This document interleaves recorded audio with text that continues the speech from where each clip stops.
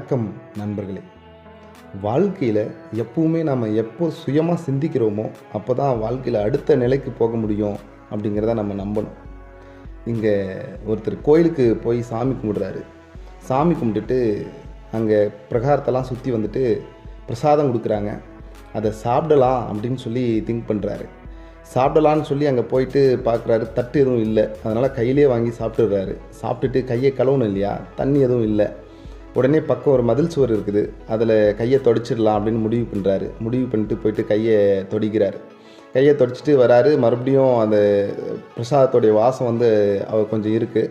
அதை ஸ்மெல் பண்ணி பார்த்துட்டு மறுபடியும் மதில் சுவத்திலே தொடைக்கிறாரு. மறுபடியும் ஸ்மெல் பண்ணி பார்க்குறாரு. மதில் சுவத்திலே தொடைக்கிறாரு. ஸ்மெல் பண்ணி பார்க்குறாரு. இதை ஒருத்தர் பின்னாடி இருந்து அவரை நோட் பண்ணிகிட்ருக்காரு, என்ன பண்ணிகிட்ருக்காரு அப்படின்னு சொல்லிட்டு.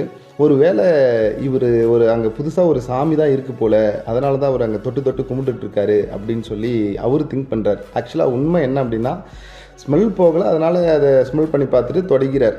ஸோ இவர் போனதுக்கப்புறம் இதை வாட்ச் பண்ணியிருந்தவர் போயிட்டு ஒரு ஊதுவத்தியும் கற்பூரமும் வாங்கி அங்கே புதுசாக சாமி கும்பிட்டுட்டு வரார். இதை பார்த்த இவர் பின்னாடி பார்த்தா எல்லாருமே, ஒருத்தர் பூவோடு போயிட்டு சாமி கும்பிட்றாரு, ஒருத்தர் கற்பூரத்தோடு போய் சாமி கும்பிட்றாரு. இப்படி தொடர்ந்து சாமி கும்பிட்டே இருக்கார். ஒரு கொஞ்ச நாள் கழித்து இவர் அந்த இடத்துல பார்க்குறாரு, அந்த இடத்துல புதுசாக ஒரு கோயில் கட்டி கும்பாபிஷேகமே நடந்துட்டு.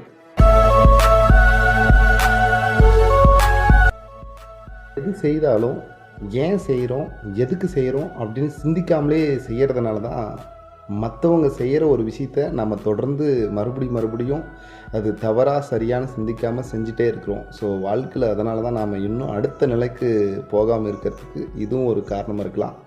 யோசிச்சு பாருங்கள். நன்றி.